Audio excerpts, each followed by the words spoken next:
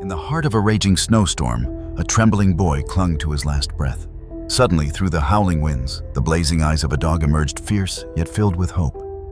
That single moment would not only decide survival, but carve a story that brought an entire town to tears. Click subscribe to the channel now to not miss any emotional and dramatic episodes from us. The storm had rolled into Silver Creek like an uninvited guest who refused to knock. It wasn't a gentle summer shower, or even the kind of rain that came in sheets before clearing out by dawn. This was a storm that arrived with malice, its blackened clouds pushing against the ridge of mountains as if to suffocate the town beneath their weight. Wind snapped through the streets, lifting trash cans, rattling shutters, and bending the tall pines that framed the outskirts of the valley. Thunder followed in long rolling growls that vibrated through the pavement like a warning. The small town, with its single main street and handful of glowing windows, braced itself the way it always did by locking doors and waiting. Inside the police station on Birch Avenue, the night dragged on like a cigarette burning down to its bitter end. The front lobby smelled of old coffee and wet wool, the kind of scent that settled into every fiber of the worn-out carpet. A single desk lamp cast a circle of dull yellow light across paperwork stacked in uneven piles. Officer Jack Rivera sat behind the desk, hunched over a clipboard he wasn't really reading.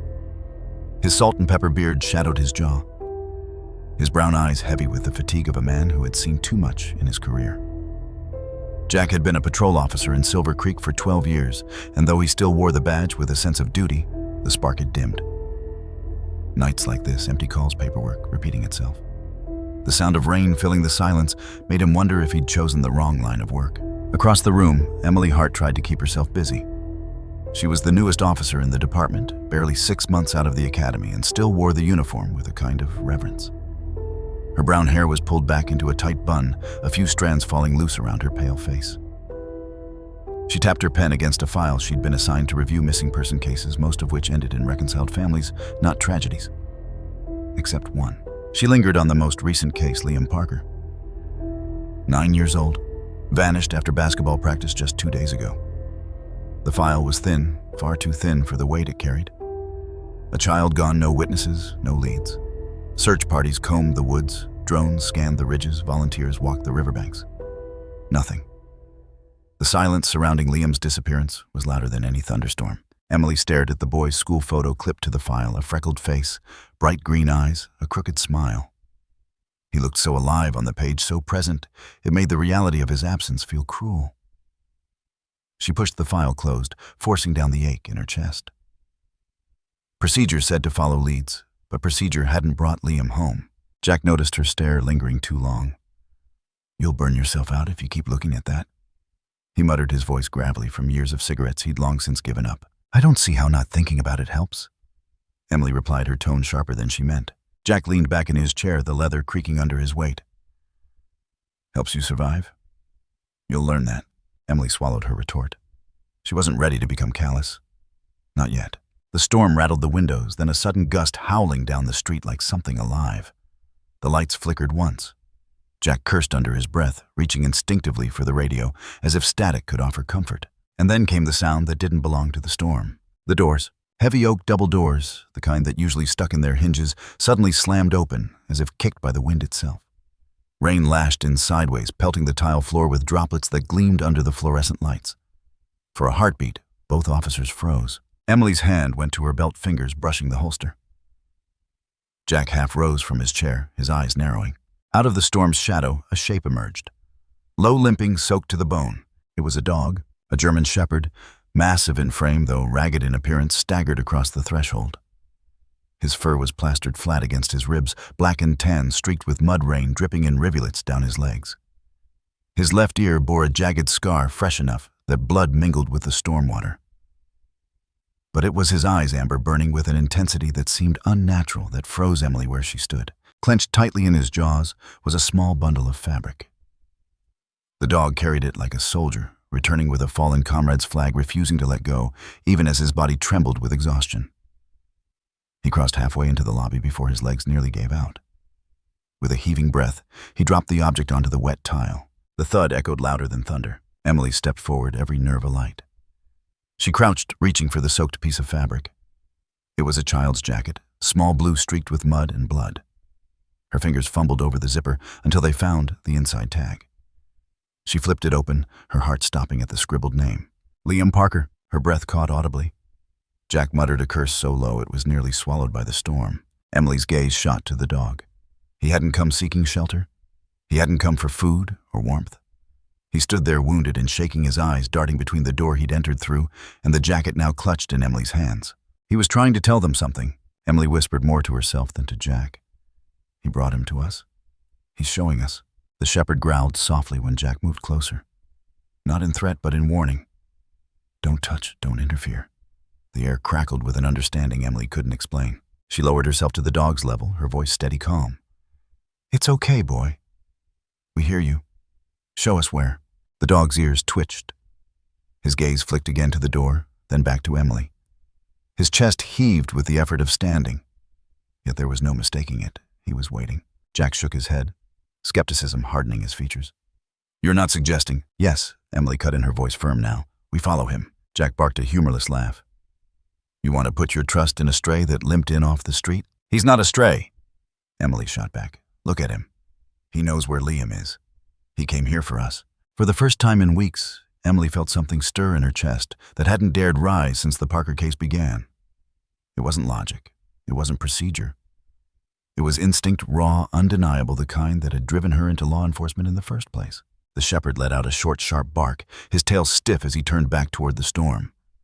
His legs wobbled, but he pushed forward, pausing just outside the threshold to glance back. Jack sighed heavily, rubbing a hand across his face.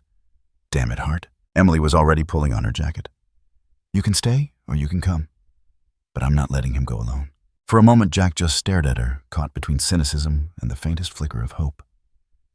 Then he grabbed his flashlight, muttering, This is how people end up in horror stories. Emily ignored him. Her focus was on the shepherd, on Ranger. She didn't know how she knew his name, but it fit the way he moved, the way he commanded them, without a word. The storm swallowed them as the three stepped into the night. The rain had slowed, but the ground still carried the weight of the storm. Every step Emily Hart took sank into the damp soil boots, squelching with a rhythm that matched her pulse.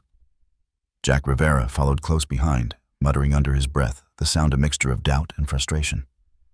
And ahead of them, Ranger, the German shepherd, who had arrived at the precinct hours earlier, soaked and battered. Carrying a child's bloodied jacket, moved with uncanny purpose. His fur glistened with the wetness of the storm, his nose to the ground, ears flicking at every faint sound the forest dared to give away. Emily's flashlight beam cut through the curtain of fog, landing on the uneven dirt path that wound deeper into the woods. And then she saw it faint at first, but undeniable once her light locked onto the grooves pressed into the mud. Tire tracks. Not the casual marks of a pickup truck or a family SUV. These were deliberate, heavy impressions carved into the earth. And something else. Something wrong. No license plates, Emily whispered, crouching down. She ran her fingers along the edges of the imprint, her glove brushing against the slick mud. The track was wide, professional, a vehicle designed for carrying weight. Jack huffed behind her. Could be hunters, could be delivery trucks. You're reaching. Hunters don't drive without plates. Jack, she said sharply, her voice low but cutting. She pressed her hand against the earth, as if trying to absorb the memory of whatever had passed through here. This wasn't casual. Someone wanted to disappear. Ranger growled softly, nose twitching at the track. His body stiffened, his tail pointed low like a compass, drawing them forward. Then, without warning, he darted a few steps ahead and stopped at the edge of the path. His teeth clenched around something, tugging it free from the tangled brush. Emily rose quickly, her light following him. What he carried wasn't just debris. It was fabric torn, frayed, the threads hanging like veins ripped apart. She stepped forward, her heart hammering in her chest, as Ranger dropped the piece into her palm. It was small, meant for a child. The blood was unmistakable, still dark, still wet. Her stomach clenched. It's fresh. The words escaped her like a prayer, like a curse. Jack leaned in, his skepticism faltering for the first time. His eyes locked on the fabric, the raw redness staining its edge. The air between them shifted, the fog around them suddenly heavier. Christ, he muttered. Emily's fingers tightened around the scrap. She could see Liam Parker's face in her mind, a photograph stapled to the missing persons report just 24 hours earlier. A boy with sandy hair, bright eyes, and a crooked smile. 9 years old. Too young to vanish into the night. Too young to be bleeding in a forest. This isn't just a missing kid, Emily whispered, staring at the blood. This is something bigger. Jack rubbed the back of his neck, torn between instinct and training. You don't know that yet. She turned her flashlight, catching his face, the beam illuminating the cracks in his hardened exterior. Then explain this, she snapped, holding up the fabric. Explain the jacket. Explain the dog. Explain the goddamn tire tracks leading us into the woods. He had no answer. His silence was admission enough. The forest seemed to close in tighter, as though listening to them, holding its breath with theirs. Emily felt the shift from uncertainty to dread. She wasn't chasing shadows anymore. She was following the trail of something calculated, deliberate. A machine with intent. Ranger barked, suddenly sharp and insistent, snapping them both out of their thoughts. He dropped the fabric back at Emily's feet and bounded ahead, nose low, tail stiff. His urgency was undeniable. Wait, Jack called out. But Ranger didn't pause. He was a creature on a mission, a soldier in his own right. Emily rose, her hand brushing the pistol at her hip, the other gripping her flashlight. Jack, she said, her voice steady now. We have to follow him. You know it. Jack hesitated, his jaw tight. He had seen too many wild leads, too many false alarms that led nowhere but dead ends and wasted hours. But this didn't feel like chance. The blood, the tracks, the relentless determination of the dog, it all pointed to something real, something sinister. With a heavy sigh, he nodded. Fine. But if this goes south, it's on you. Emily didn't flinch. If this goes south, it's on whoever's doing this to those kids. They followed Ranger deeper into the trees, the path narrowing, branches clawing at their jackets like skeletal fingers. The forest was alive with sounds, water dripping from leaves, the distant creak of shifting wood, the occasional snap of a twig beneath their boots. Every noise felt amplified, as though the world itself was conspiring to remind them of the danger pressing closer with each step. Then Emily's light caught something else half buried under leaves near the edge of the track. A folded piece of paper stained with dirt and water. She reached for it carefully, her gloves brushing aside the debris. When she unfolded it, the words stared back at her like a ghost. A logo, clean crisp, printed in green and white. The emblem of Bright Path Foundation, a non-profit organization known in the region for its charity drives and promises to support underprivileged children. Emily had seen their name in articles, pamphlets, even local fundraisers. But here in the mud of the forest, next to tire tracks with no plates and bloodied fabric, it wasn't philanthropy. It was disguise. Jack leaned over her shoulder, reading the words. His lips tightened. That's impossible. Emily shook her head. No, it makes perfect sense. This is a charity, Jack insisted, though. His voice cracked under the weight of disbelief. They run food banks, toy drives. They're a cover, Emily interrupted coldly. She looked at him, eyes sharp. What better way to hide trafficking than under the mask of saving children? The realization landed between them like thunder, heavy and suffocating. Jack staggered back a step, rubbing his temples, as though trying to push the truth away. But the evidence was here undeniable, soaked into the ground beneath their feet. Emily's chest burned. She wanted to scream, to run, to tear through the trees until she found Liam and brought him home. But she couldn't lose control. Not now. She clenched the paper in her fist, her knuckles white beneath the gloves. Jack finally spoke, his voice low. You're saying this isn't just a kidnapping. This is a system. Emily nodded, and we just found its trail. For the first time, Jack didn't argue. His doubt had cracked, replaced by a grim acceptance that chilled him to the bone. Ranger barked again from ahead, his body silhouetted against the dim glow of moonlight breaking through the branches. He waited for them, ears pricked, eyes burning like lanterns in the dark. His body trembled, not with fear, but with urgency. Emily stared at the dog, her heart surging with something she couldn't name. It was as though he carried Liam's spirit inside him, a thread pulling her closer to the truth. Ranger wasn't just leading them. He was demanding they follow. She tightened her grip on the bloodied fabric, the paper with the charity's logo still clenched in her other hand. Around her, the forest seemed to close in tighter, but she welcomed it. The darkness was no longer a threat. It was a map guiding her forward. She looked back at Jack, her voice steady, resolute. We don't stop. Not until we know where this leads. Jack swallowed hard, the last remnants of skepticism dissolving in the fog. Then we're in this. All the way. They moved forward step by step, deeper into the unknown. The tire tracks stretched ahead like scars on the earth, the forest whispering secrets they weren't ready to hear. Ranger led with unwavering determination, his paws pounding the damp soil, his body carrying the weight of children who couldn't cry for help. And behind them, Silver Creek slept in ignorance, unaware that its shadows were hiding something monstrous. But Emily knew. She felt it in her bones, in the blood on her gloves, in the silence of the night. This wasn't a search. It was a reckoning. And it had only just begun. The last strip of pale moonlight disappeared as Emily, Jack, and Ranger crossed the unseen boundary between town and wilderness. The trees grew denser, branches knotted together like ribs in the chest of some ancient creature.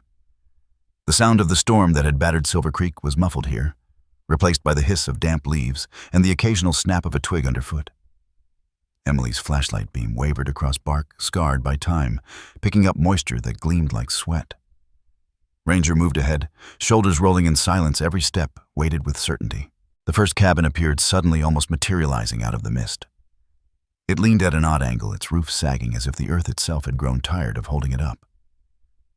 Emily's light brushed across something etched into the door, 3 lines forming a crooked triangle with a circle tangled inside.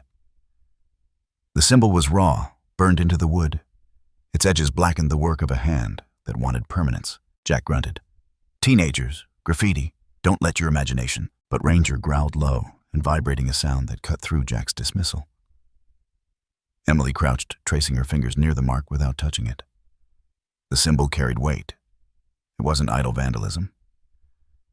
"This isn't kids fooling around," she whispered.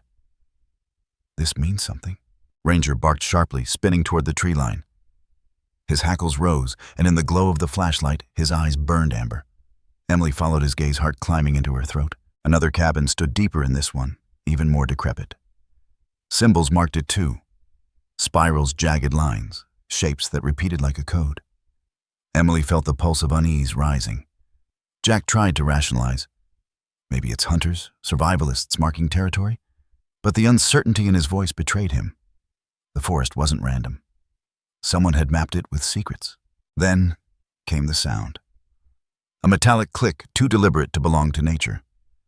Jack froze mid-step. A fraction of a second later, Ranger lunged, teeth snapping at Jack's pant leg. The dog yanked him backward with violent force just as the ground beneath Jack's boot gave way. The world erupted in chaos. Leaves collapsed inward, ropes tightened, and a brutal contraption of jagged metal teeth sprang from the dirt. It clamped shut with a shriek inches from where Jack had been standing. The smell of rust and old blood rose up sharp and suffocating. Jack staggered, staring down at the sprung trap face, pale. His hands shook as he shoved them into his jacket pockets.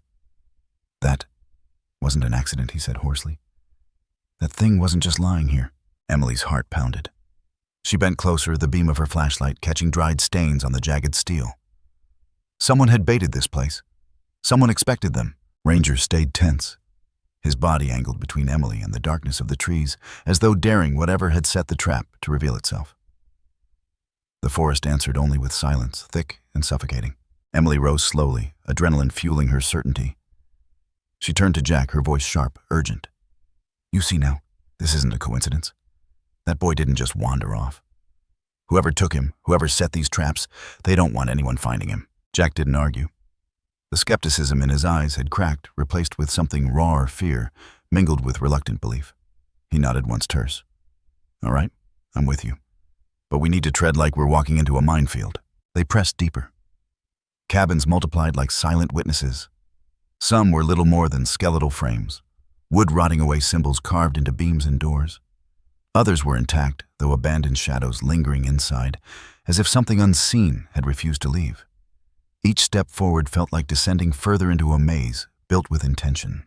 Emily couldn't shake the image of Liam Parker, his name on the bloodied coat, his life reduced to a token delivered in Ranger's jaws. She imagined him here somewhere in this web of symbols and traps, frightened and waiting. The thought pierced her chest, driving her faster. Ranger guided them with unwavering resolve, pausing often to sniff the ground, hackles rising whenever the forest thickened unnaturally. Twice he barked, warning of pits camouflaged with branches. Once Emily's boot brushed a taut wire strung low across the path. But Ranger's sudden growl stopped her cold. She followed his gaze to a cluster of sharpened stakes hidden beneath, ready to spear through flesh. Jack muttered, "This whole damn place is rigged." Emily felt the weight of unseen eyes. The symbols weren't just decoration, they were signposts. Warnings, or perhaps signals to those who knew how to read them. And if Ranger hadn't been there, she swallowed, reaching down to brush her fingers through the wet fur along Ranger's neck. The dog leaned into the touch briefly, then surged forward again, tireless. For the first time, Emily didn't see him as just an animal. He was a partner more attuned to this nightmare than any human could be. The maze of cabins grew tighter pathways, narrowing trees leaning overhead like prison bars. The air was heavy, sour with decay. Every breath tasted of damp wood and iron. Emily's flashlight flickered across a final cabin larger than the rest. Its door was gone, ripped from its hinges. Inside, the same circle and triangle symbol sprawled across the back wall, painted in a crude smear of something dark, too dark to be paint. Jack swore under his breath, his face drawn tight.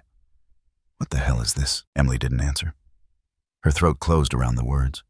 She stepped back, her hands trembling, and turned to Ranger. The dog's gaze locked on hers, steady, unblinking. That was the moment she surrendered the last thread of doubt. Ranger wasn't just leading them. He was carrying the truth no one else could see. She whispered, barely audible, "I trust you." The forest pressed in around them, cold and merciless. But with Ranger at her side, Emily felt a fragile flame of resolve. The maze was deadly, yes, but it was also a trail. And they were already too deep to turn back. The storm outside Silver Creek might have eased. But here in the forest, another storm was waiting, silent and deliberate. The hunters had set their traps. Now Emily, Jack, and Ranger had stepped willingly into the game. And somewhere in that game, a 9-year-old boy was waiting. The forest air pressed heavy on Emily's chest, as though every tree had grown complicit in guarding a secret. The silence wasn't empty. It throbbed with something buried, waiting. Her boots crunched damp soil as she adjusted the flashlight beam in her trembling hands. Each glint of light slid across half-rotted cabins, each bearing that strange sigil carved in wood or stone. But the real weight wasn't in the carvings. It was in the paper she kept folded in her pocket. The logo burned in her mind, a radiant circle, stylized hands beneath it. The image of hope crafted for brochures and charity campaigns. Emily had seen it before, years back, in articles about food drives and scholarships for underprivileged children. A charitable organization that promised a better future. Now that same logo had been on the blood-stained scrap found near Liam's coat. Emily's breath came shallow. She stopped in her tracks, pulled the damp slip from her pocket, and spread it under the beam. The ink was smudged, but the symbol was clear. She forced the words out, brittle, urgent. "I know this. I've seen this before." Jack leaned over her shoulder. His face was pale, lips pressed tight, but recognition flared in his eyes. "You've got to be kidding me," he muttered. What? Emily pressed. "What do you know?" Jack exhaled hard, as though confessing would shatter a fragile barrier he'd kept standing. His voice was low, roughened by guilt. "It's the Harmony Light Foundation. Front-facing charity food banks, shelters, youth programs. I used to cover fundraisers they hosted when I was freelancing. But there were whispers. I heard the stories buried under non-disclosure agreements and payoffs." Emily turned sharply toward him. "What kind of stories?" Jack swallowed gaze, darting to the trees, as though the forest itself might overhear. That it wasn't just charity. They targeted vulnerable families, kids from broken homes, single parents, foster care. They offered opportunities, but kids disappeared. No one proved anything. Officially, it was all rumor, but... He trailed off, the tremor in his voice betraying him. Emily's pulse spiked. The air seemed colder now. Every instinct she'd buried under rationality ignited. "So they're not helping kids. They're collecting them." Jack looked at her with something close to shame. "I should have followed the lead back then. I dismissed it. Told myself it was just conspiracy garbage." His jaw tightened. "And now..." Emily shoved the paper back into her pocket, fists shaking. "Now a 9-year-old boy is missing, and this logo isn't coincidence." Ranger barked, suddenly sharp and commanding, jerking their attention. The dog had darted ahead, nose low, tail rigid like a compass needle. He stopped at the edge of a slope where the earth broke open into a narrow ravine. Emily and Jack hurried to him, their flashlights cutting through the darkness. The beam struck crimson, blood smeared across jagged rock, fresh enough to glisten wet. Emily's chest clenched. She crouched, brushing trembling fingers near the stain. It wasn't much, just droplets dragged across stone, as though from a scraped hand or a wound not yet fatal. Beside it, Ranger sniffed intently at impressions in the dirt. Emily leaned closer, and her stomach twisted. Small footprints, tiny, fragile. A child's. Liam. Her throat closed around his name, unspoken, but deafening. The image of him surfaced, his wide brown eyes from the missing poster, the toothy grin in the photo. He'd been here. He'd bled here. And the tracks led deeper into the ravine, swallowed by shadows. Jack crouched beside her. Silent, his jaw clenched tight enough to crack. His voice finally came hushed and broken. "He's alive. If the trail's this fresh." Emily gripped the edge of the stone until her nails ached. For the first time, Certainty settled in her bones, burning hotter than fear. They have him. They're moving him deeper. The words didn't ease her. They burned, sharpened. She looked at Ranger.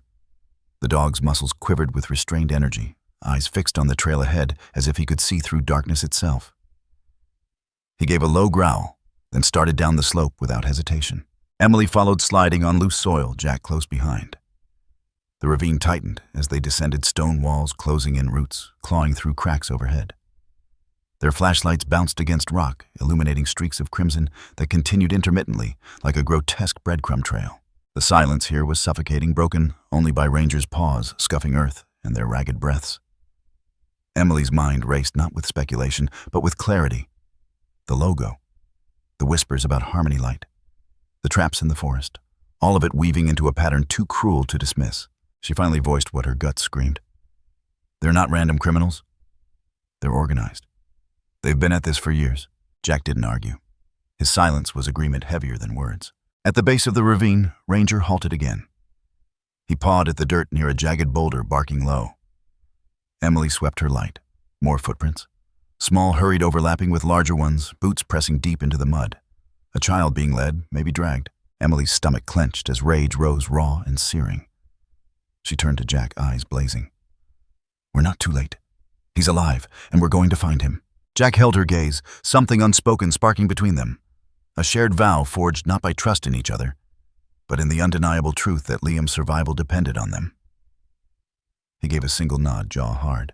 Emily looked down again at Ranger, crouching so her eyes met the dog's glowing amber stare. Her hand found his damp fur. Show us. Don't stop until we get him back. Ranger pressed forward, muscles taut, the leash pulling tight like a lifeline. The trail wound deeper into the earth, and for every step Emily felt the walls closing around her. Yet for the first time since the night began, there was no hesitation in her movements. Fear was still there, sharp and relentless, but it was braided now with a fire that wouldn't let her falter. The ravine wasn't just stone and shadow anymore. It was proof. Proof that Liam hadn't vanished into thin air. Proof that the whispers about Harmony Light were true. Proof that monsters wore masks of charity. And somewhere in the dark ahead, that proof was breathing, walking, bleeding. Still alive, still waiting. The gunshot split the night like a blade, tearing through the fragile silence of the ravine. It wasn't the crack of a hunter's rifle echoing in the distance. It was closer, sharper, immediate. The sound slammed into Emily's chest and froze her mid-step. For a fraction of a second, her body betrayed her, wanting to collapse into the dirt. Ranger's reaction was instant. The dog's ears snapped upright, his growl reverberating low and guttural from his chest. He pivoted, hackles raised, gaze locked toward the shadows that shifted unnaturally along the ridgeline. Emily barely had time to lift her flashlight before the shape separated from darkness itself. Two men, no, not men, but shadows draped in human form, slid into the clearing. Both wore black masks, molded to cover their entire faces, eye slits like hollow pits that revealed nothing but malice. The beams of light reflected off the slick painted surfaces of the masks, transforming them into grotesque inhuman figures. One raised a handgun. The second carried something cruder, a length of steel pipe wrapped in torn cloth as though it had been wielded too many times to count. Emily's heart stuttered. She reached for Jack instinctively, but he was already moving, shoving her behind the bulk of a tree, while drawing the rusted hunting knife he'd carried strapped to his thigh. The first masked man fired again. The muzzle flash seared the dark, a thunderclap that ricocheted through the ravine. Bark exploded inches from Emily's face, showering her in splinters. Ranger lunged before the echo had even died. The German shepherd launched himself into the clearing with a sound that was more beast than dog. His body collided with the gunman's arm, teeth snapping with bone-deep force. The man screamed, the gun clattering into the dirt as Ranger bore him down, claws raking jaws locked tight around fabric and flesh. Emily's scream caught in her throat. Fear warred with a brutal surge of awe. Ranger wasn't just defending. He was attacking with the precision of something trained, born for this. The second man charged, pipe raised. Jack intercepted, his knife slashing out in a desperate arc. The blade caught the attacker across the forearm, not deep, but enough to slow him. The pipe still came down, connecting with Jack's shoulder. The sickening thud echoed like a hammer striking wood. Jack staggered, pain exploding across his face, but he didn't fall. Emily forced herself forward, adrenaline overriding paralysis. She snatched a broken branch from the ground and swung it like a bat, catching the attacker's ribs with a crack. The man snarled, spinning toward her, and for a breath, Emily thought she was about to die. Then Jack surged back up, knife flashing. He drove the blade across the man's side, shallow but effective. Blood spread quickly against the man's dark clothes. He reeled, more shocked than crippled, but the opening was enough. Emily didn't think. She rammed the branch again, striking his temple. The man crumpled, not dead, not unconscious, but down. Behind them, Ranger's growls cut through the chaos. He had the first attacker pinned, blood streaking his muzzle. But the dog was not unscathed. A gunshot had grazed his flank during the initial assault. Emily's eyes caught the slick of crimson matting his fur, and her breath ripped out of her chest. "Ranger," she cried, lunging toward him. The attacker twisted, desperate, slamming his knee into Ranger's ribs. The dog yelped, but refused to release his grip. His teeth tore deeper into the man's arm, holding him down, even as his own blood stained the soil beneath. Emily dropped beside them, grabbing for the gun, lying inches from the man's free hand. Her fingers closed around cold steel. She didn't hesitate. She jammed the weapon against the ground out of his reach and pressed her weight into it. The man writhed, cursed through muffled rage beneath the mask. Emily leaned close enough to see the wildness in his eyes, shadowed by the slit of his disguise. She didn't recognize the language of his growl, but the meaning was clear: violence, hate, refusal to yield. Jack staggered to her side, clutching his bleeding shoulder. His breaths came shallow pain, carving lines into his face. "We can't stay. More will come, or will." Emily's gaze shot back to Ranger. His body heaved with effort, fur slick with blood, yet his eyes burned with focus. He hadn't let go, hadn't faltered. His entire being screamed one command: keep moving forward. Emily felt the truth slam into her chest. This wasn't about fighting for victory here. It was survival. It was pursuit. Every second they lingered was another second Liam was carried further away into the forest's heart. With a strength she didn't know she had, Emily shoved herself upright. "Jack, we can't win this fight. We go forward, now." Jack met her eyes, the unspoken acknowledgement passing between them. There was no safety here, only the narrow chance carved by forward motion. Emily crouched to Ranger, pressing her hand against his bloodied flank. He winced, but held her gaze unwavering. "You're not stopping here," she whispered fiercely. "Not while he's out there. Not while we still have a chance." With effort, she pried his jaws free from the attacker's mangled arm.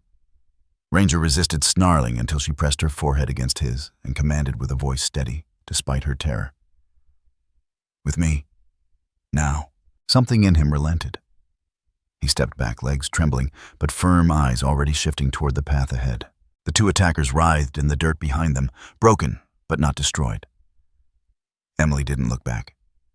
She grabbed Jack's uninjured arm, and with Ranger limping but determined at her side, they pushed deeper into the ravine. The forest erupted around them in a cacophony of their escape.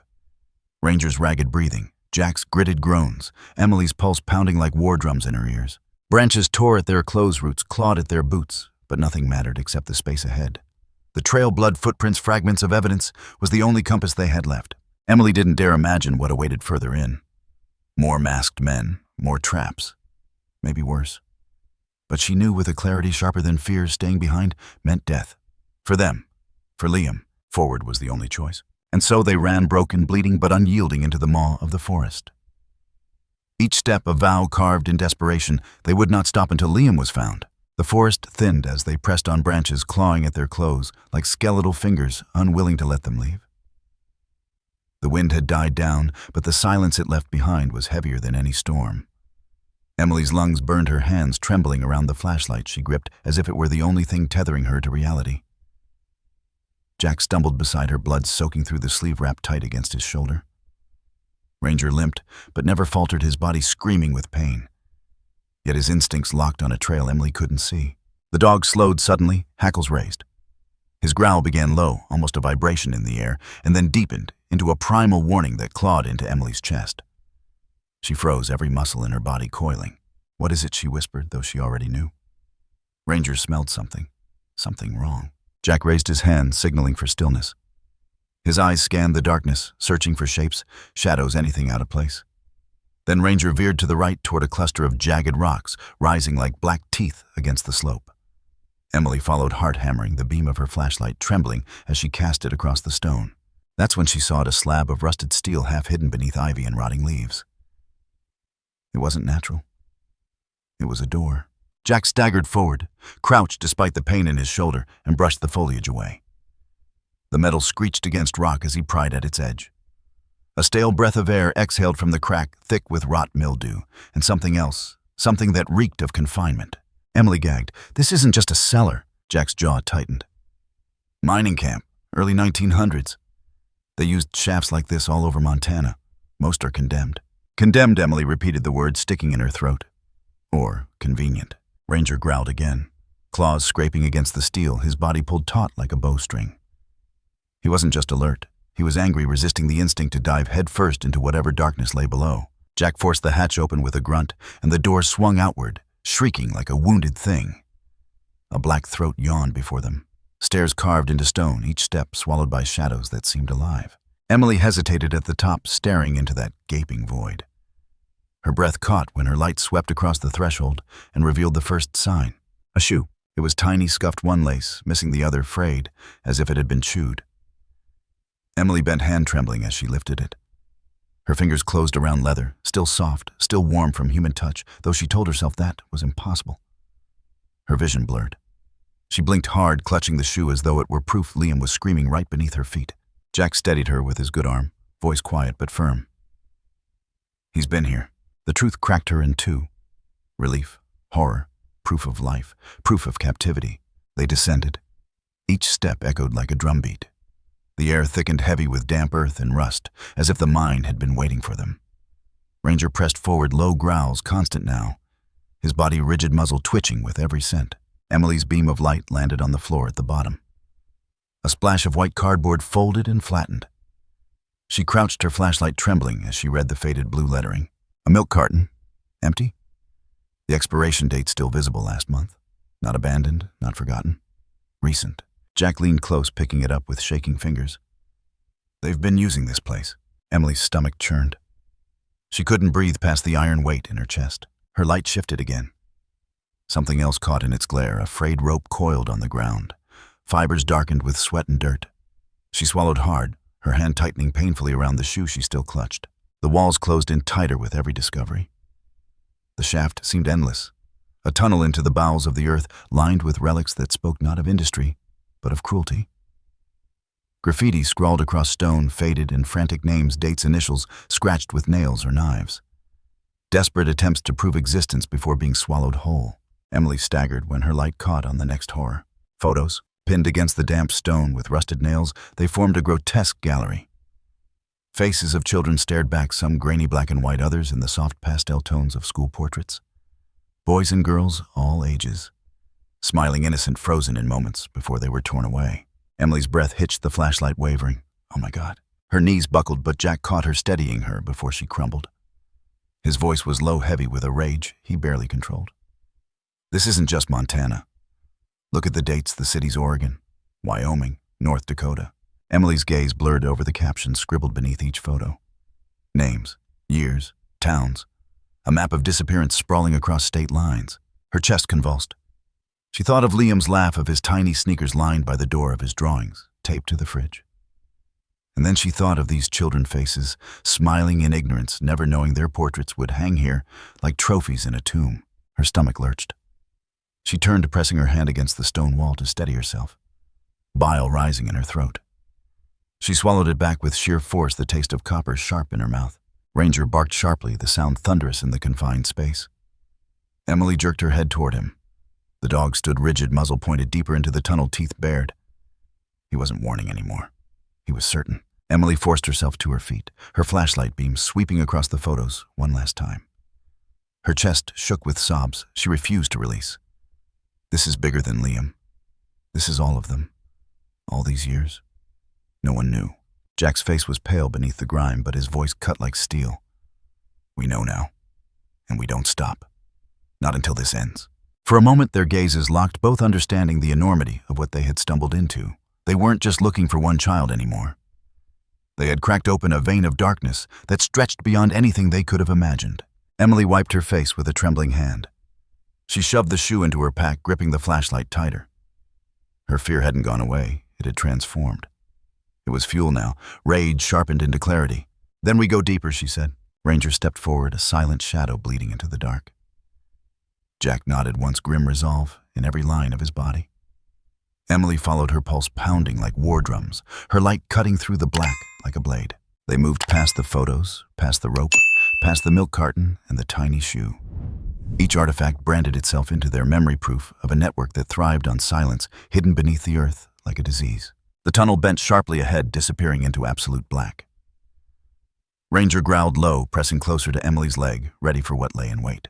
The weight of the children's faces followed them, watching, pleading, demanding justice. And as Emily stepped into the curve of the mine shaft, she knew there was no turning back. They had walked into the beating heart of a nightmare, and the only way out was through. The sound came first, shuffling boots against gravel, the faint scrape of metal on stone. Then the sudden burst of motion. Ranger's growl snapped into a furious bark that ricocheted through the mine like a gunshot. His body stiffened, then launched forward into the dark without hesitation. Emily's flashlight beam jerked wildly as she tried to follow the cone of light slicing over jagged walls and a cloud of dust stirred by movement ahead. Shadows shifted. Human silhouettes broke from cover. Then came the voices, rough, panicked, snarled orders that carried the stink of desperation. "They're here, move." The tunnel exploded with chaos. Heavy boots pounded against rock, echoing in waves. Ranger's barking intensified, savage, relentless.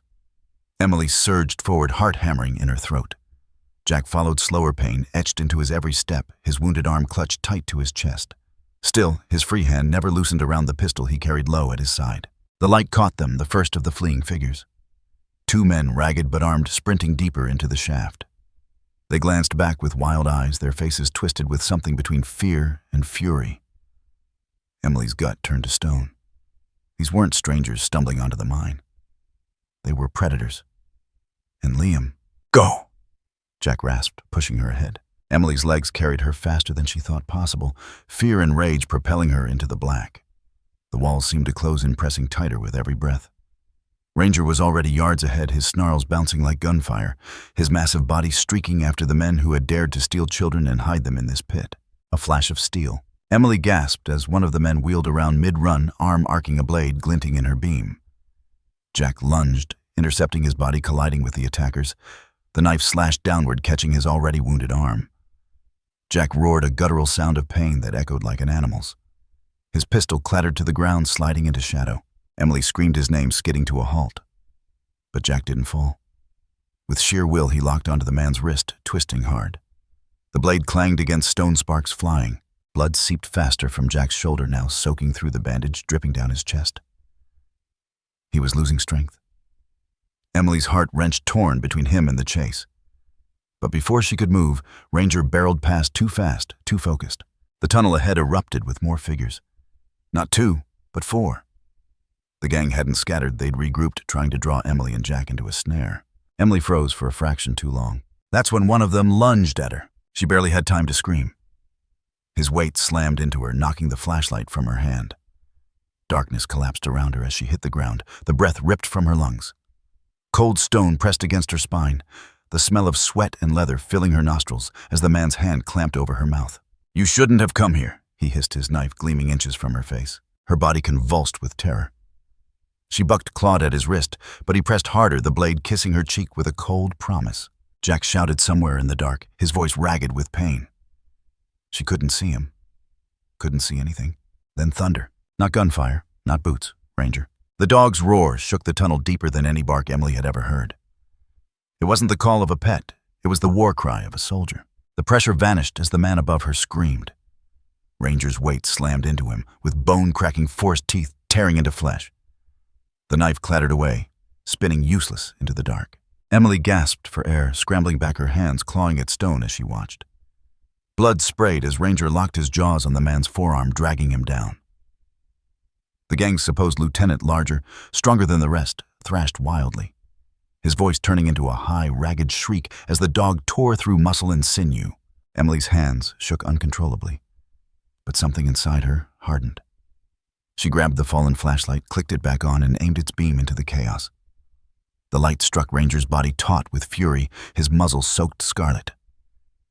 His eyes glowed like molten iron, unyielding. The man's screams dwindled into whimpers, then silence. But the others were still there. Boots scraped again, closer now. Emily swung the beam, catching two more men advancing. One raised a pistol.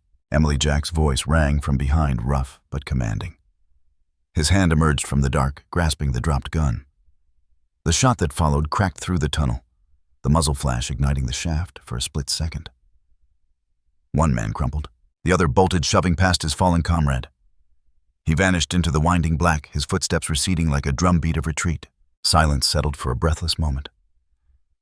Just the ragged pant of ranger blood dripping from his jaws and Jack's gasps as he pressed a shaking hand to his wound. Emily's flashlight trembled as she swept it over them, trying to make sense of the wreckage left behind. Her body shook with adrenaline, her pulse deafening in her ears. She crawled to Jack, clutching his arm, her voice breaking.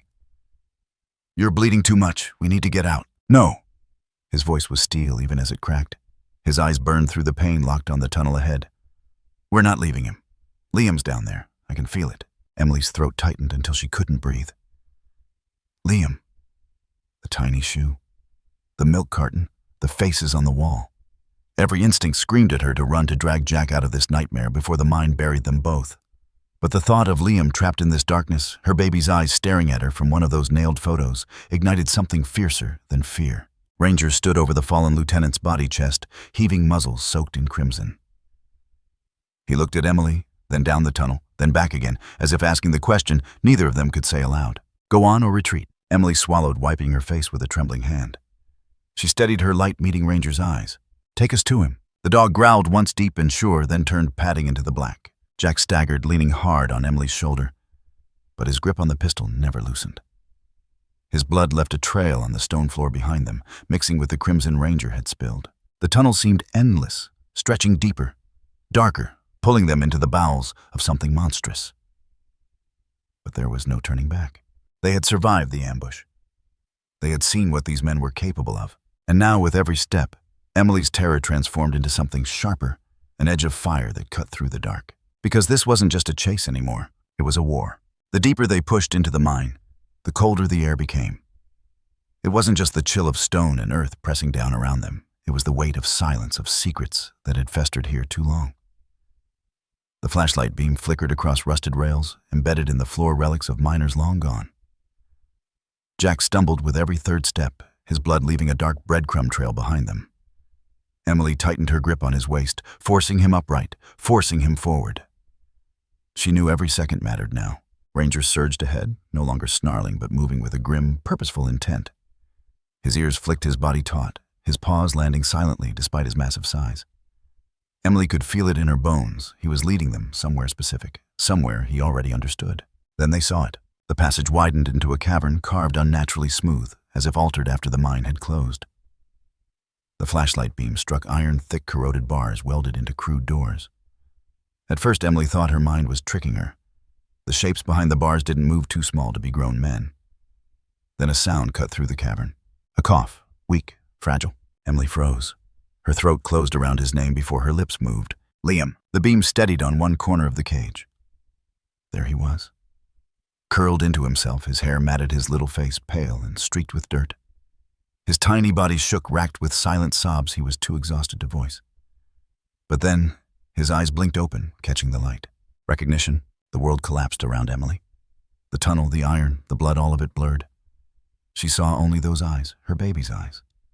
She dropped to her knees so hard it sent a jolt through her bones, pressing her face to the cold bars. "Liam, baby. It's me, I'm here." Her hands clawed at the rust, tearing skin, nails breaking. "I've got you, I swear to God, I've got you." For a heartbeat, Liam didn't move. His mind was still trapped in the nightmare of captivity. Then he saw something in her hands, the frayed sleeve of his jacket Emily had clutched since she found it in the dirt above. His tiny chest hitched. His lips trembled. "Mommy?" It was barely a whisper, cracked and broken, but it detonated inside her like an explosion.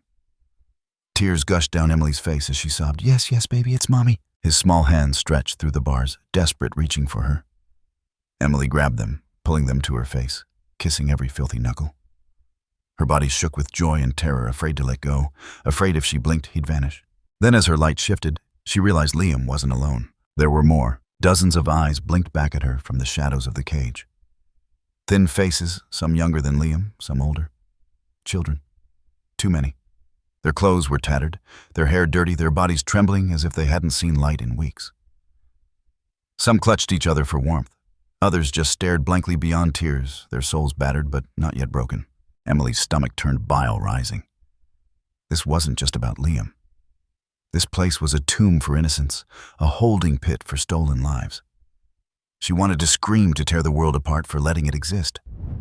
But she couldn't collapse now. They needed her. All of them. Ranger moved forward, his head, low tail stiff. He pressed his body against the bars, wedging himself close to the children. His nose twitched as he sniffed each trembling little form. Then, as if understanding the depth of their fear, he whined softly, a gentle sound unlike anything Emily had heard from him before. It wasn't a bark of command or a growl of fury. It was a promise. The children responded instantly. A little girl no older than 5 reached out tentative fingers, brushing his fur. Ranger stayed perfectly still, his massive body radiating warmth and safety. Then another child pressed against him, then another. Within moments, the iron bars were lined with tiny hands clinging to him, sobs breaking loose as they buried their faces against his coat.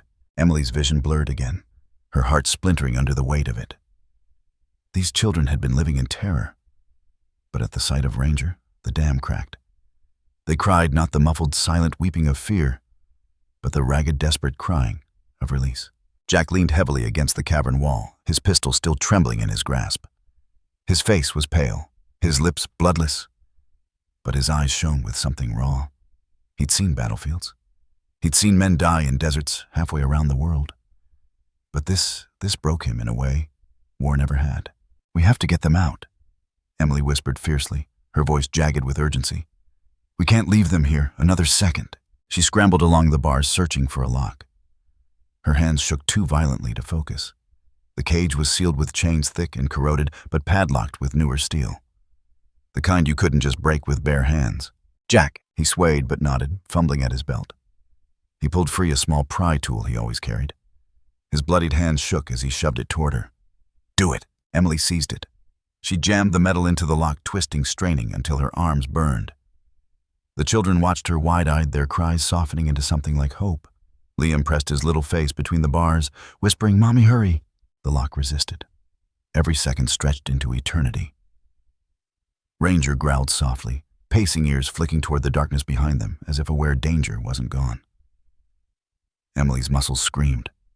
She forced everything she had into the tool, her teeth bared, her breath ragged. Then snap, the lock gave. The chains clattered to the ground. The door swung open with a screech of metal. For a split second, none of the children moved. They were too conditioned to fear traps, too broken to trust freedom. Then Ranger stepped inside. He brushed against Liam, first licking his face with a low whine. Liam burst into sobs and clung to the dog's neck, burying his tiny hands in the thick fur. That single act broke the silence. One by one, the children surged forward. They spilled from the cage, not in chaos, but in desperate need for contact. They didn't run for the exit. They ran to Ranger. They dropped to their knees around him, hugging him, clinging to him, as if he were the only anchor left in the world. Their cries filled the cavern, a chorus of heartbreak and relief. Emily collapsed with them, wrapping Liam into her arms so tightly she feared she might hurt him. He didn't resist. He clung to her, as if afraid she might vanish again. She pressed her face into his hair, breathing in the sour, dirty scent, the sweetest smell she'd ever known. "I've got you. I've got you," she whispered over and over, rocking him. Jack staggered closer, lowering himself beside them with a grunt of pain. His hand trembled as he brushed dirt from Liam's cheek, his voice thick. "Hey, buddy, you're safe now. You hear me safe?" Emily's tears soaked into Liam's jacket, but she didn't care. Around her, the other children clung to her too, their small hands pulling at her sleeves. Their voices crying for mommy, for help, for anything they could latch onto. She opened her arms wider, gathering as many as she could. But it was Ranger who bore the weight of their hope.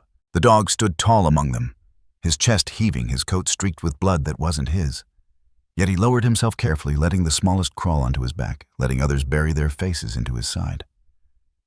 He didn't flinch, didn't move. He let them cling until their sobs began to break into hiccups, until their trembling eased. He seemed to understand in some primal way that this was why he had been forged, why he had survived battles and losses and the scars etched into his body, not just for combat, not just for war, for this, for them. Emily wiped her face, looking at Jack. Her voice was hoarse but steady. "We can't stay here. They'll come back. We have to move." Jack nodded, though his eyes flickered with the knowledge of how badly he was bleeding.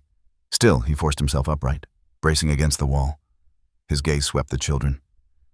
"We'll get them out. Every last one." The cavern filled with the sound of little voices, the quiet whimpers of release, the sniffles of children who had been starved of touch of love, of safety. And at the center of it all was Ranger surrounded by tiny arms, his body serving as both shield and sanctuary. Emily gathered Liam close, her lips pressed to his temple. His small heartbeat thudded against her chest, fragile but alive. Alive.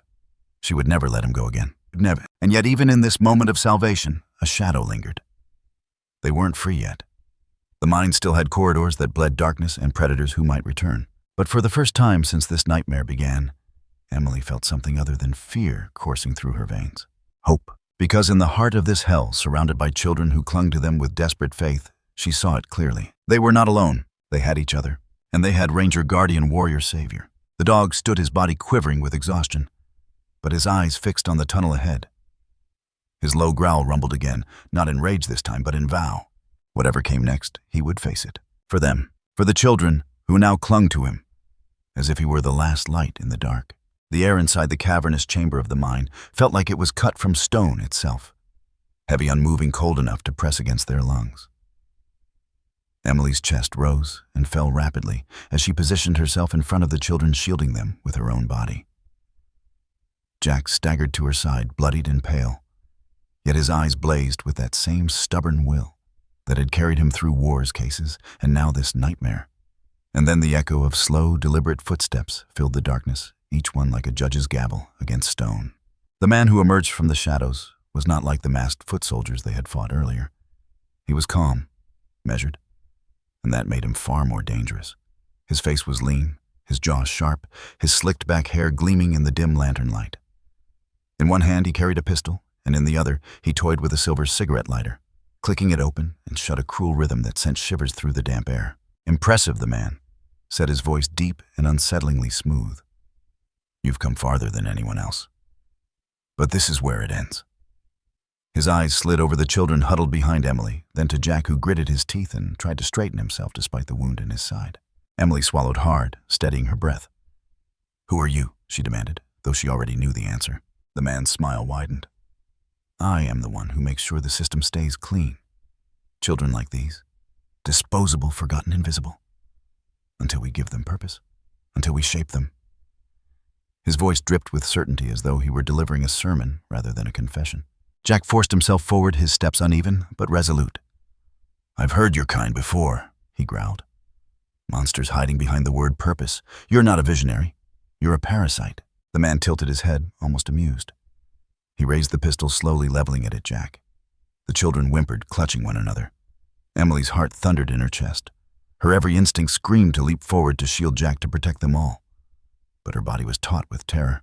And then a guttural growl rumbled through the chamber. Ranger. The German shepherd stood at the front of the group. His coat matted with blood from earlier battles, but his posture unbroken. His teeth glinted in the faint light. His stance, low muscles coiled like a spring.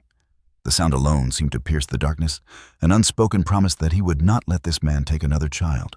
The leader's eyes flicked to the dog. "Ah, the famous Ranger," he said with a mocking tilt of his chin. "A hero in fur. You've cost me too much already." He steadied the pistol at Ranger's chest. Time fractured. Emily's world narrowed to the black eye of that pistol barrel, to the shallow breaths of the children, to the trembling in Jack's body as he tried to hold himself upright. And then, before reason could intervene, Ranger lunged. It was not a desperate leap, but one of feral precision. His body tore through the stale air, a blur of fur and raw determination. The leader fired 1-2 shots, gunfire exploding like thunder in the hollow chamber. Blood misted the air. Ranger's body collided with the man, knocking him to the ground, jaws snapping, teeth tearing into fabric flesh, power itself. The pistol clattered to the stone floor, skittering into the shadows. Jack lurched forward, trying to grab it, but his body faltered under the weight of his wounds. Emily's scream cut the silence as the final shot rang out louder, closer, echoing in her bones. Ranger yelped, the sound raw and agonizing, and crimson sprayed across the cavern wall. For one terrible, endless second, silence drowned them all. Ranger collapsed onto the cold stone floor, his body twitching once, then lying frighteningly still. Emily's knees gave way, her eyes wide, her soul cracking open as if she had lost a part of herself. The children clung to each other, some sobbing, some frozen in stunned quiet. Jack, breath ragged, reached for the pistol at last and dragged it toward him. But even he froze as the image seared itself into his mind. Ranger unmoving, his blood pooling beneath him. The leader shoved himself to his feet. His face twisted in rage and pain where Ranger's jaws had torn into him. His suit was ripped, blood staining the fabric, but he was not finished. He staggered, retrieved a blade from his belt, and hissed through clenched teeth. This is what loyalty earns. This is what defiance brings. Emily's tears blurred her vision, but something inside her burned hotter than grief. She stood, fists clenched, her voice shaking but strong. No, this ends with you. Jack raised the pistol, his hand trembling but his aim steady enough. His body looked ready to collapse, but his spirit was iron. One more step, and you'll find out just how it ends, he rasped. The leader's eyes darted between them. The fiery woman with nothing left to lose, the battered cop still clinging to his weapon, the terrified children who had just witnessed hope bleed out before them. His lip curled, but for the first time hesitation flickered in his gaze. Emily felt the tremor of the children behind her, their fear pressing against her back like a tide. She remembered Liam's tiny hand clutching her sleeve earlier, the way his eyes had begged silently for rescue. She would not let this man steal any more futures. But as she braced herself, her ears caught the faintest sound. A breath. A growl. Her eyes darted to Ranger. His body, torn and bloodied, shifted ever so slightly. His chest rose in a shallow breath. His paw twitched. Then, with a force that seemed to come from beyond life itself, Ranger pushed himself off the ground. The leader turned startled, just as the dog's growl deepened into a roar of primal fury. Against every wound, against the blood still flowing from his side, Ranger lunged once more. His body was a storm of willpower, a living weapon forged from loyalty and love. The blade flashed, but Ranger was faster. His jaws clamped around the man's wrist, wrenching it away with such force that the knife flew into the dark. The leader screamed a sound that cracked through the chamber. Jack lifted the pistol, aiming at the man's chest, but before he could fire, Ranger dragged the man down. Emily rushed forward, kicking the blade out of reach, her hands trembling as she helped wrench the man to the ground. Jack finally staggered closer, pressing the pistol to the leader's temple. The man stilled, breath-ragged fury in his eyes, but his control was broken, and then silence settled once again. But this time it was not hollow. It was alive. Emily dropped to her knees beside Ranger, tears streaming as she pressed her hands against his wound, whispering, "Stay with me. Please stay with me." The children, brave despite their fear, crawled closer, their small hands gently stroking Ranger's fur, as if their touch alone could anchor him to life. Jack's voice, hoarse but resolute, cut through the darkness. "It's over," he told the leader, his finger tight on the trigger. "You've lost." The leader sneered even through the blood and pain. "You think you've won? This is bigger than me, bigger than any of you. You've only scratched the surface." Emily's gaze hardened. She had seen the evidence, the photos, the chains, the shattered lives. He was right, this network stretched beyond him. But right now, in this moment, with Ranger bleeding in her arms and the children breathing free air for the first time in days, she knew one truth with certainty. They had won this battle, and they would not stop until the war was finished. The chamber was thick with the stench of blood and gunpowder, but through it all was the faint, steadying sound of Ranger's shallow breathing. He was alive. Broken, battered, but alive. And in that breath was hope. Hope for Liam, for every child stolen, for every shadow that thought it could remain hidden. Emily tightened her grip on Ranger, her voice trembling yet fierce. "You're not done yet, boy. Not until every last one of them is brought down." And Ranger, though weak, opened his eyes that blazed with a loyalty too deep for words. The world after the gunfire felt unreal, as if the cavern itself was holding its breath. The echoes of violence still lingered in the stone walls, but the oppressive tension had broken. The leader lay pinned, subdued, and bleeding, the pistol now in Jack's trembling hand. His finger curled around the trigger, but his willpower pulling him back from pulling it. The children clung to Emily's sleeves, their tear-streaked faces buried in her arms, trying to believe that the nightmare was truly over. But Emily's attention was fixed on the ground, on Ranger, whose fur was slick with blood, his chest rising and falling in shallow, painful gasps. "Stay with me," she whispered, her voice cracking as she pressed her hands against his wound. "Please don't you leave us now. Not after everything. Not after you saved us." Jack lowered himself slowly to the floor beside her, his body failing, his knees shaking. The pistol slipped from his fingers, clattering onto the stone. He reached for Emily's free hand, curling his battered palm around hers. His voice was ragged raw with both exhaustion and grief. "If it weren't for him," Jack murmured, staring at the broken dog lying before them, "none of us would be here. No one. He carried us farther than we deserved." Emily's tears blurred her sight. She wanted to believe Jack wanted to find comfort in his words, but her heart ached so fiercely she could barely breathe. Ranger's breathing was shallow, each inhale sounding like it might be the last.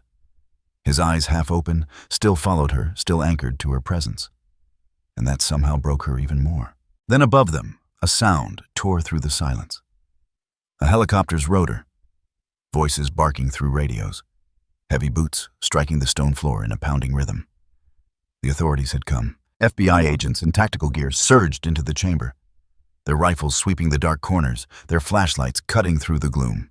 State police followed, their voices booming with commands. "Hands where we can see them. Secure the area. Medical team move in." The children flinched, clinging tighter to Emily as uniforms swarmed the cavern.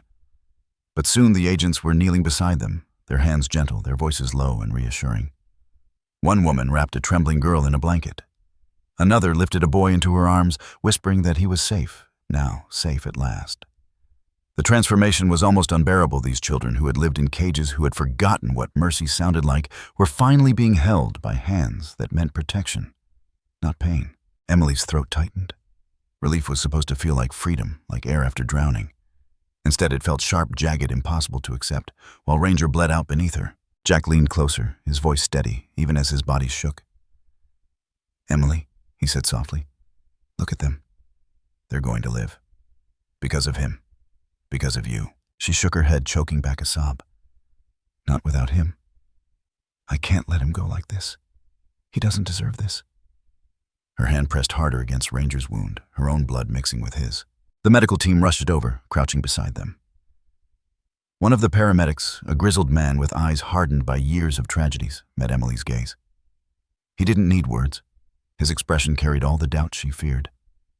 But still, he laid down his kit and began working, pressing gauze, calling for a stretcher, shouting for an IV. The cavern had become a storm of movement. Agents cuffed the broken remnants of the trafficking ring. Radios crackled with reports, all tunnels secured. Evidence recovered. Transport units en route. The nightmare was unraveling thread by thread in the cold light of accountability. And yet, Emily remained in her own storm, kneeling on stone, whispering desperate prayers into Ranger's ear. She stroked his fur with trembling hands, telling him stories he couldn't hear, promising him futures he might never see. Jack's hand tightened on hers. His voice, though weary, carried a weight that steadied her. "Emily," he said again, his words trembling with both grief and awe. "He gave everything. And if there's any justice in this world, he won't be forgotten. You hear me, not by you, not by me, not by them." He gestured weakly toward the children who huddled together, watching with wide, heartbroken eyes. If not for him, none of them would have survived tonight. Her tears spilled freely. She bent down and pressed her forehead against Ranger's breathing in his scent blood and earth and loyalty. "You're my hero," she whispered, her voice breaking. "My miracle. Don't you go where I can't follow." The paramedics lifted Ranger carefully onto a stretcher, their movements urgent yet reverent. The children began to cry again, voices breaking in a chorus of fear that the dog who saved them was being taken away forever. Emily rose shakily, clutching Jack's arm for support, her body swaying under the weight of everything she had endured. The FBI agent in charge, a woman with sharp eyes and a voice like tempered steel, approached them. "We've secured the compound," she reported. "The entire organization is finished. You've done more than you know." Her gaze softened as it fell on Ranger. "And we'll make sure he gets the best chance possible." Emily nodded numbly, unable to speak. Jack squeezed her hand once more, his face etched with both sorrow and pride. The children were guided out of the cavern, wrapped in blankets, their tiny bodies dwarfed by the coats draped around their shoulders. For the first time in what felt like eternity, they were stepping toward daylight, toward freedom. And as they emerged from the mine into the night, the storm that had raged for hours began to falter. The rain softened, the heavy drops turning into a mist. Clouds fractured by unseen hands began to break apart. Emily followed, one hand on Ranger's stretcher, the other gripping Jack's, as if letting go would mean vanishing. Her legs trembled with every step, but she kept moving, refusing to let the darkness reclaim her. Outside, the night sky was vast and bruised, the horizon smeared with the remnants of the storm. The air was cold and raw, but it carried something new now, something fragile and miraculous. Jack lifted his face toward the clouds, his voice rough barely above a whisper. "Look," he said. "The rain's ending." Emily raised her eyes. And there it was, a thin break in the clouds, a sliver of silver light slicing through the black. The first star, the first promise. Her tears caught the glow as she looked back down at Ranger. His chest still rose faintly, stubbornly.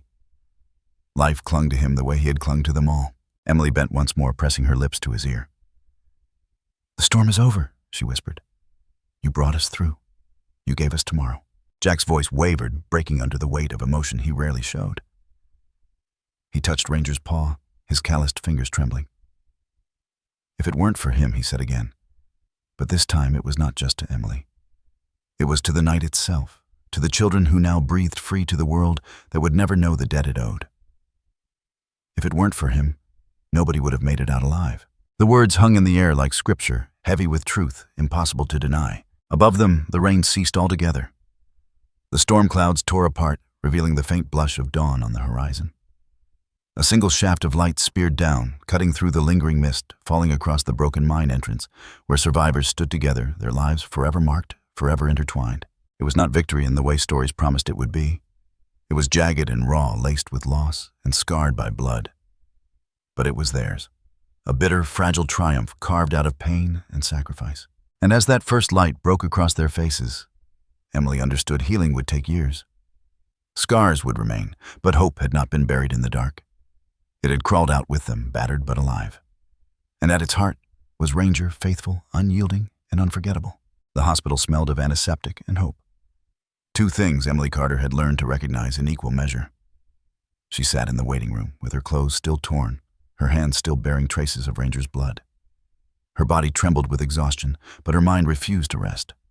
The events of the mine replayed over and over in her head, the children screaming the thunder of gunfire, Ranger collapsing into her arms. And now in this sterile place, where lives were mended or lost, everything hinged on one fragile heartbeat. Through the double doors of the operating room, muffled voices carried out into the hall. Doctors and veterinary surgeons working together in a rare union fought to pull Ranger back from the brink. His injuries were unlike any ordinary case. He was a dog, yes, but also a soldier, a rescuer, a survivor, who had absorbed more punishment than most men. Emily clasped her hands until her knuckles whitened. Jack sat beside her, bandaged and pale, his face still marked with the grime of the underground battle. He hadn't spoken much, only stared at the doors, as if sheer willpower could open them. "You think he'll make it?" Emily whispered, her voice cracking under the weight of her own fear. Jack's eyes, haunted but steady, shifted to her. "He's already done the impossible. If anyone can crawl back, it's him." Hours bled together like shadows melting into one another. Nurses came and went, offering updates that were cautious, but never final. "He's fighting. His vitals are unstable, but holding. We're doing everything we can." Each phrase became a lifeline, a fragile string pulling Emily through the dark. When the doors finally opened, and the surgeon stepped out, Emily's heart lurched so violently she thought she might collapse. The man's eyes were tired, his mask pulled down to reveal lines etched deep from concentration. "He's alive," the surgeon said, and for a moment Emily felt the floor steady beneath her. "But he's not the same. We had to remove one eye. The damage was irreparable. He'll bear scars inside and out. But he survived." Her breath caught. Relief and grief collided in her chest, leaving her trembling. "Can I see him?" she asked. "Not yet. He needs time to wake, but soon." Jack leaned back in his chair, exhaling a ragged sigh. He looked at Emily, his eyes glistening. "Told you," he murmured. "That dog's too stubborn to let go." When Emily was finally allowed into the recovery ward, her knees nearly buckled at the sight. Ranger lay stretched on a steel-framed bed of lines, snaking into his foreleg monitors, beeping in quiet rhythm. His chest rose and fell steadier now, though his body was marred by fresh bandages and old scars. And where his left eye had been, a patch covered the absence, a stark reminder of the price he had paid. Emily approached, slowly, afraid that her presence might somehow disrupt the fragile thread tethering him to life. She reached out, brushing her fingers along his fur, whispering his name as though speaking it aloud might call him back fully. His ear twitched. Then weakly his head shifted toward her touch. Emily's tears broke free, streaming unchecked as she bent closer. "You made it," she whispered. "You stubborn, beautiful soul. You made it back to us." The days that followed turned the hospital into a sanctuary of grief and healing.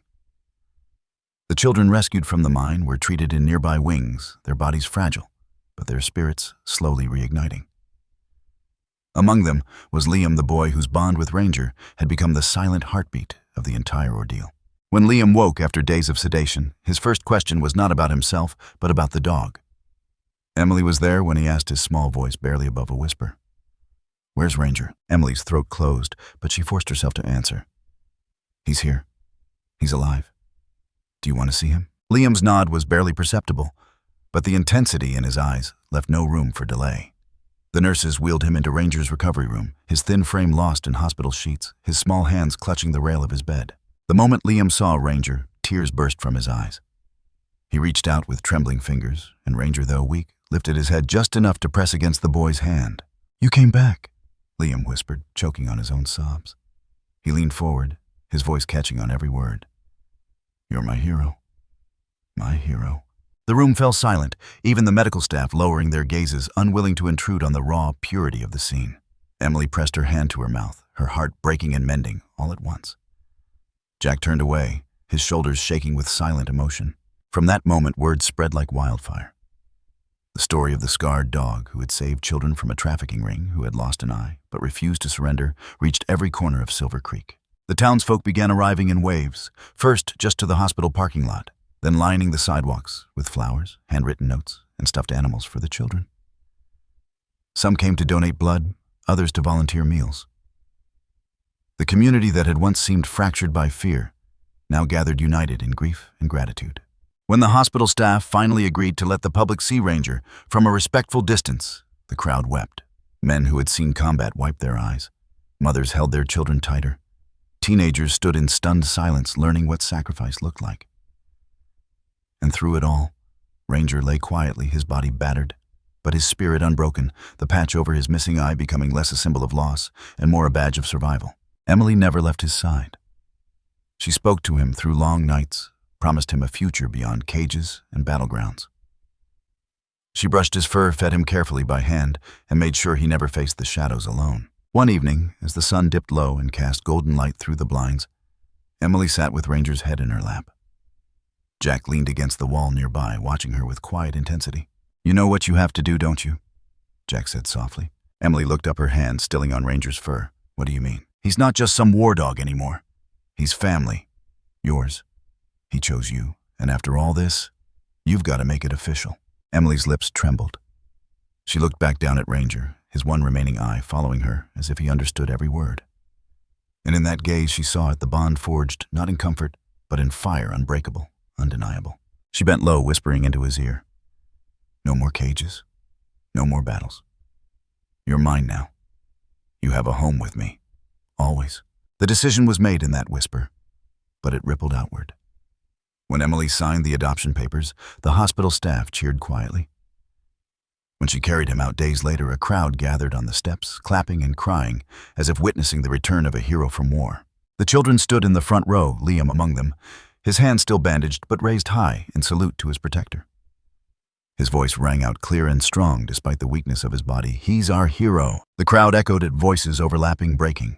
Carrying the weight of gratitude the town could never fully express. "Hero, hero, hero." Emily clutched Ranger closer, her tears spilling freely as the chant surrounded them. The scars, the patch, the lost eye, they did not diminish him. They crowned him. He was not just a survivor. He was the living, breathing proof that light could break through the darkest storms.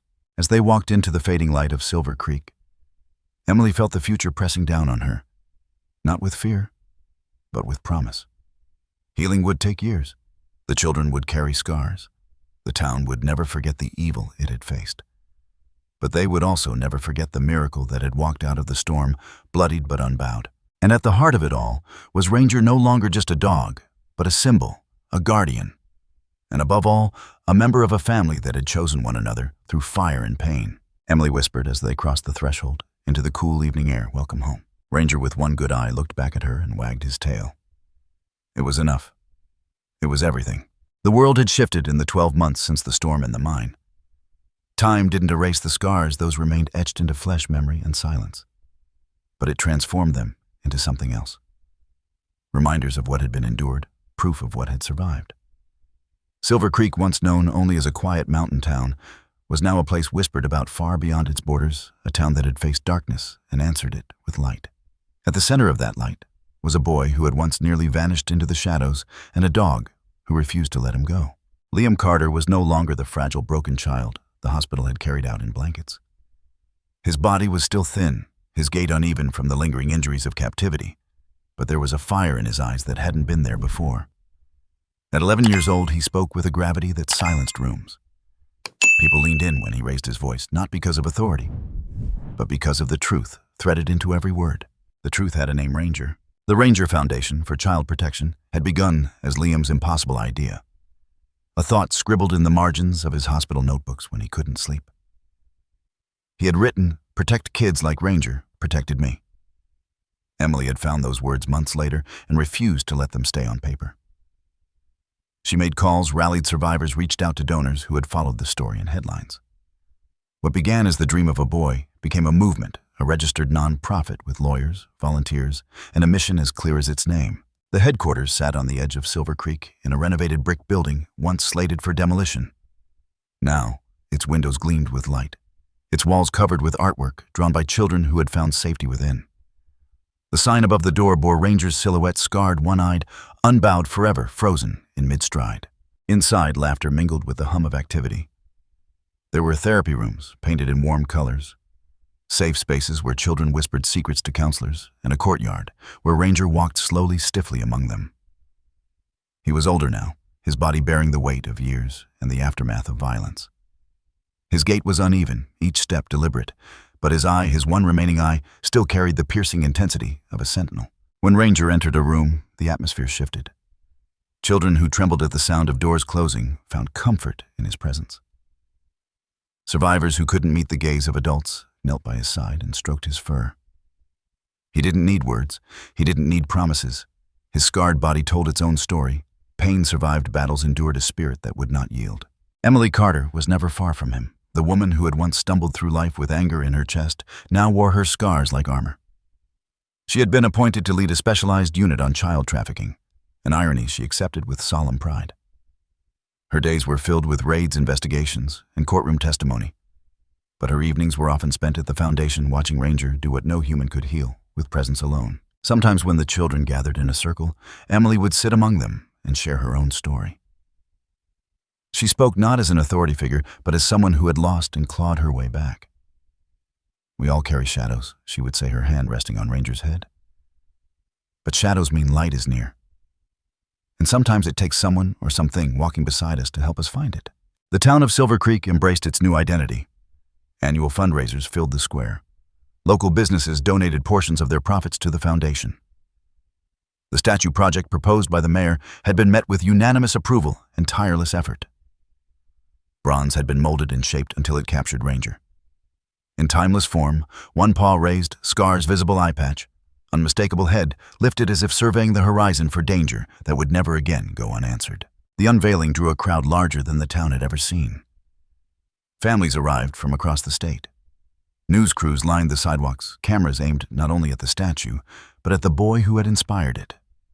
Liam, now in a pressed suit that seemed too formal for his age, but perfectly matched the weight he carried, stood at the podium with his notes trembling in his hands. Emily stood behind him, her steady hand on his shoulder, Ranger at her feet. The square hushed as Liam approached the microphone.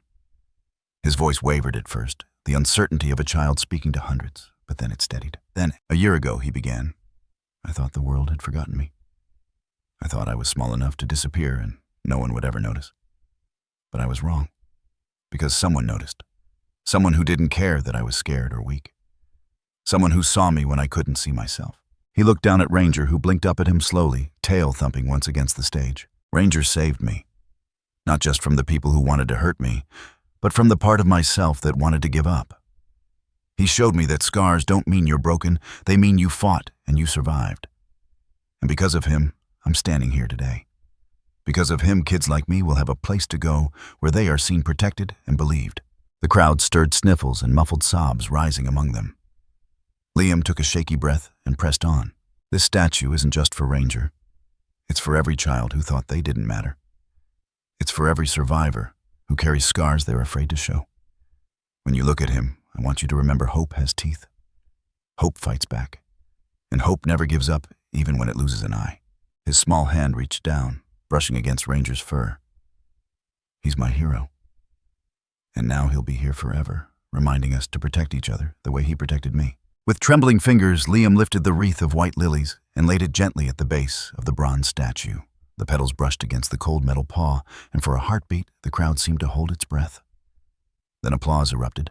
First a ripple, then a wave, then a thunder that shook the square. People stood clapping, cheering, some shouting Ranger's name as though he could carry it with him into the eternity of bronze and memory. Children climbed onto their parents' shoulders to see. Reporters lowered their cameras, too, moved to hide behind lenses. Emily bent down beside Ranger, whispering into his ear as the sound swelled around them. Hear that? That's for you. For everything you gave, everything you are. Ranger lifted his head, his eye gleaming in the sunlight. He was tired, yes, his step slow, his body worn. But in that moment, surrounded by love and reverence, he stood taller than ever. His gaze scanned the crowd, not as a victim, not as a relic, but as the living embodiment of survival. Liam turned back toward him, tears streaking down his cheeks, and for the briefest instant, boy and dog locked eyes, two survivors bound by fire. It was a look no one watching would forget, a silent vow passed between them that neither scars nor shadows could steal the light they had built together. The applause rolled on, echoing against the mountains that encircled Silver Creek. And as the Bronze Ranger glinted in the sun, the real Ranger, scarred and strong, wagged his tail slowly. Not in triumph, not in vanity, but in quiet acknowledgement. Because hope, once given shape, never truly dies. It lingers in stone in memory, in the beating hearts of those who choose to believe. And in Silver Creek, hope had a name: Ranger.